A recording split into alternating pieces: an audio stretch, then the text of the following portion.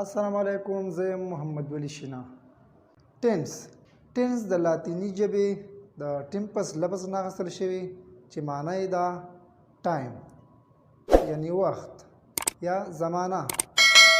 نن به موږ خبره کوو د ټینس باره کې.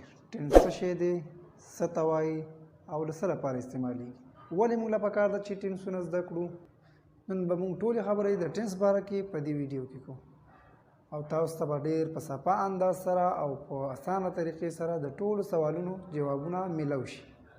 نو موږ سره پاتې شئ. دا به ستاسو لپاره ډېره مهمه ویډیو وي، تر اخره پورې وګورئ. که تاسو چېرته غواړئ چې د انګلیش 12 واړه ټینسونه زده کړئ نو له موږ سره دا ویډیو تر اخره پورې وګورئ. ټینس څه ته وایي، څه مطلب یې دی، راځئ چې زده یې کړو. ټینس د لاتیني ژبې د ټیمپس لفظ نه اخیستل شوی چې معنی یې ده ټایم یعنی وخت یا زمانه. ټینس ډیفینیشن یعنی تعریف. د ټینس ډیفینیشن واورئ یعنی ویې ګورئ، په سکرین تاسو ته ښکاري او زده یې کړئ. ټینس is a form of verb that indicate the time or state of an action and event. دا د ټینس ډیفینیشن دی. نو په غور سره ګورئ، خپلو کاپو کې ولیکئ، کتابچو کې ولیکئ، ځان سره یاد کړئ، ستاسو آینده کې په کار راځي. د ګرامر په لحاظ څو زمانی دي او څو ټینسونه دي.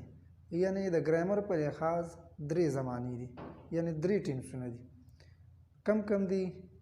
پاست، پریزنٹ، فیوچر. نو موږ سره 3 زمانی دي.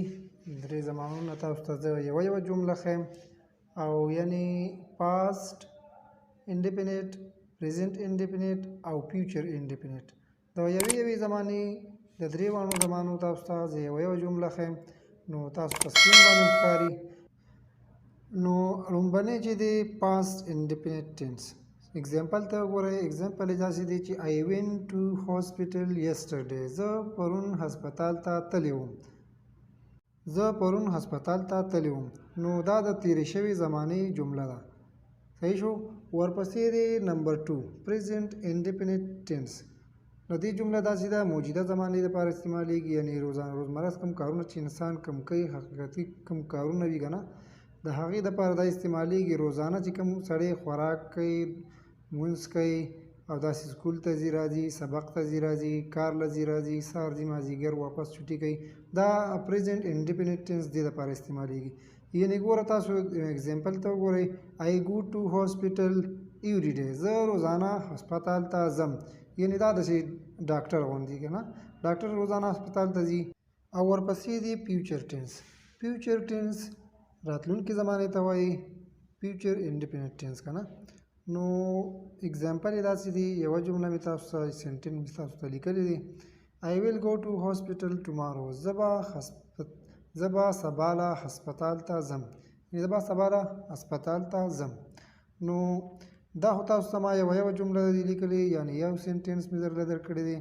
د دې ډېر زیات جملې دي کې جوړېږي. هر یو سړی ځان له پکې ډېرې جملې جوړولی شي. نو ما خو تاسو ته یو جمله اگزامپل یې درکړي دي او تاسو نور هم زده کولی شي. تاسو پکې له ځان نه نورې جملې هم جوړولی شي. یعنې ما پکې تاسو ته دا جملې ولیکلې. He played cricket last Friday. نمبر 1 کې تاسو وګورئ. دویمه جمله چې ده دا هم د تیرې زمانې یو سینټنس دی، یو جمله ده. He played cricket last Friday. هغه تیره جمعه کرکټ کوو. نمبر 2 کې تاسو وګورئ پریزنٹ انډیفینټ ټینس کې. نو دې کې ورکړي دي چې He plays cricket every day. هغه روزانه کرکټ کوي. نمبر 3 کې تاسو جمله اخیری جمله وګورئ. He will play cricket tomorrow. هغه به سبا له کرکټ کوي. نو دا جملې تاسو ځان سره یادې کړئ. دې کې نورې جملې هم جوړولی شي. دا جملې تاسو ځان سره یاد کړئ، دا ټینسونه هم یاد کړئ. د نورو یو ټینس دپاره به تاسو ته مونږ ویډیو جوړه کړو انشاءالله. بیا ټول ټینسونه څو دي؟ ټینسونه دي 12. دا څنګه 12 دي؟ دا هر یوه زمانه ځان ته یعنی ځان له او هر یو زمانه ځان له څلور ټینسونه لري، یعنی څلور زمانې لري. نو راځئ چې وی ګورو دا زمانې څنګه دي. تاسو ښکاري په سکرین باندې. د پاست ټینس زمانې وګورئ. نمبر 1 پاست ټینس. د پاست ټینس زمانې څو زمانې دي؟ څلور. نمبر 1 past indefinite tense. past indefinite څوک ورته past indefinite وایي، څوک ورته simple past tense وایي. دواړه صحیح دي، فرق پکې نشته. د past tense قسمونه. نمبر 1 past indefinite tense څوک ورته simple past tense هم ویلی شي. نمبر 2 past continuous tense. نمبر 3 past perfect tense. نمبر 4 past perfect continuous tense. present tense. present tense څه ته وایي، څه مطلب دی او ولې موږ زده کوو؟ یعنی present tense ویل کېږي موجوده زمانه، یعنی اوس وخت کم ګیر چاپېره کم کارونه روان دي، کېږي، مکمل شوي، نن وخت کې present tense همدې ته ویل کېږي. ها present. د present څلور قسمه دي: present indefinite tense، present continuous tense، present perfect tense او present perfect continuous tense. د دې څلور قسمونه دي. څلور د دې شو. ورپسې دی future. future tense څه ته وایي؟ future tense څه لپاره استعمالېږي؟ ولې زده کوو؟ د هغې لپاره موږ ولې کوششونه کوو چې هغې په باره کې خبرې وکړو، څنګه وکړو، ټینس وپېژنو، څنګه چل وکړو. نو اول تاسو لپاره دی چې ټینس وپېژنئ. future tense راتلونکې زمانه دا ځان ته څلور قسمونه لري، څلور ډولونه دي. یعنی په راتلونکي کې موږ کم پلانونه لرو، یعنی کم کارونه به کوو، دا به کوو، به کوو، دا به کېږي، یا به کېږي. نو د دې باره کې future tense دې ته ویل کېږي. future راتلونکي ته وایي. future indefinite tense څوک ورته future simple future وایي، څوک ورته future indefinite. future indefinite tense. نمبر 2 future continuous tense. نمبر 3 future perfect tense او نمبر 4 future perfect continuous tense. که چېرته دا ویډیو تاسو په غور سره کتلی وي نو په راتلونکي کې به تاسو ته 12 واړه ټینسونه، یعنی 12 واړه زمانې، 12 واړه ټینسونه اسان وي او ډېر په ښه انداز سره به یې زده کړئ.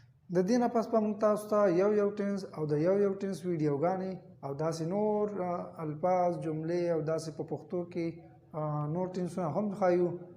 اوس که چېرته ستاسو په ذهن کې کوم یو کوېسچن وي یا سوال پوښتنه وي نو موږ نه په کمنټ کې وکړئ. انشاءالله چې ستاسو دپاره موږ بیله ویډیو جوړه کړو او انشاءالله چې تاسو به انګلیش په اسانه طریقې سره زده شي. نو موږ له اجازه راته راکئ. که مو دا ویډیو خوښه شوې وي نو لایک او کمنټس مه هېروئ. د نورو ویډیوګانو لپاره زموږ چینل سبسکرایب کړئ. د الله په امان خوشحال او آباد اوسئ.